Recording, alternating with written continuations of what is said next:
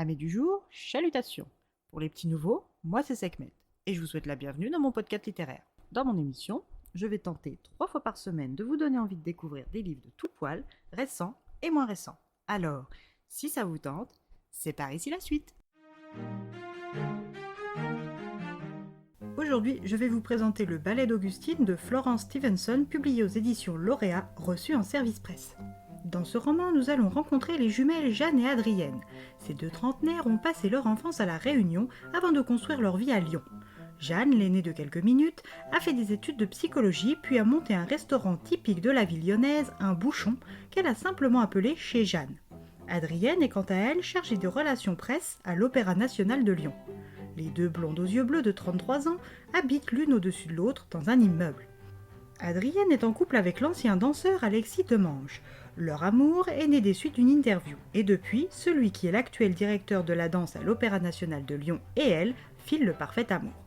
Jeanne est une célibataire accomplie, bien comme elle est. Elle sait ce qu'elle attend de sa vie, elle veut venir en aide à des enfants en détresse par l'entremise des chevaux, sa passion. Alors quand elle tombe sur une ancienne ferme à 50 minutes du centre-ville, en plein cœur de la Drôme provençale, juste en face du Vercors avec une dizaine d'hectares et une rivière, son choix s'arrête définitivement. Elle revend son bouchon, son appartement avec vue, elle demande un agrément pour devenir famille d'accueil, elle aménage un gîte équestre et se prépare à sa nouvelle vie.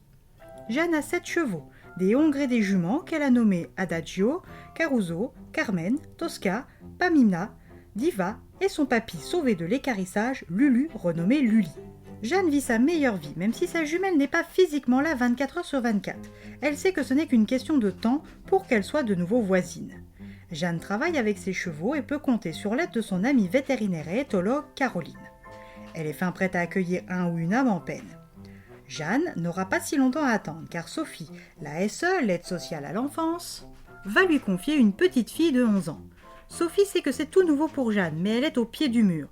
La petite qu'elle va lui confier est une orpheline de mère depuis sa naissance, mais vient tout juste de perdre son père à cause du typhon Bella qui a ravagé l'île de la Réunion en mars dernier.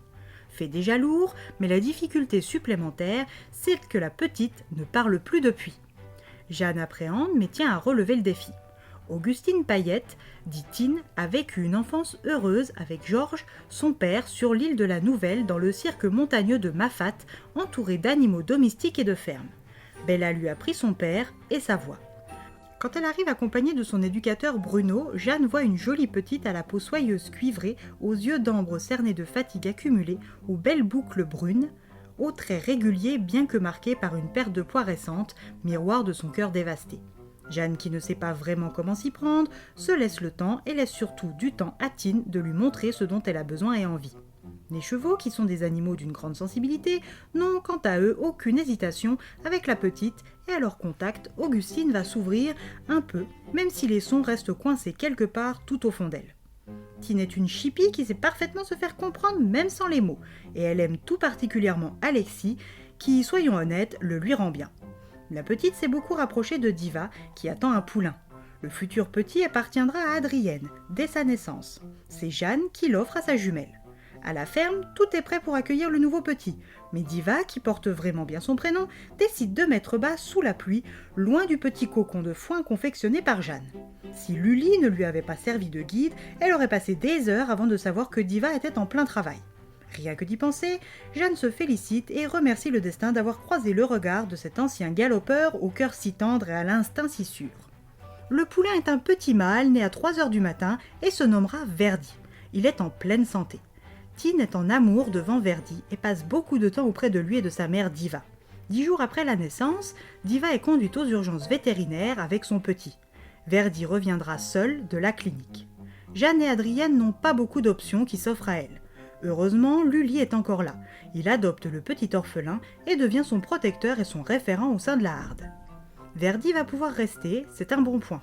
Maintenant, il va falloir le nourrir. Et ce, toutes les 3 heures, de jour comme de nuit. Augustine et les 2 sœurs sont très investies, mais peut-être un peu trop.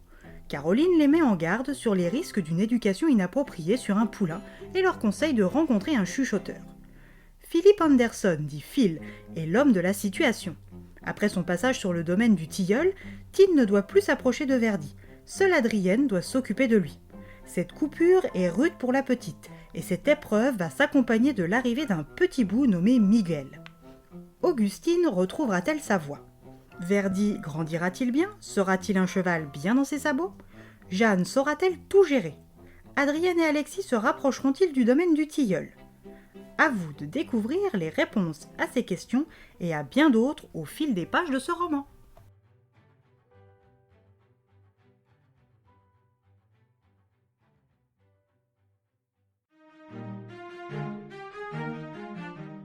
Un roman tranquille qui prend son temps tout en nous invitant à découvrir le monde en images des chevaux dont on dit que le regard réchauffe les âmes et sauve des vies.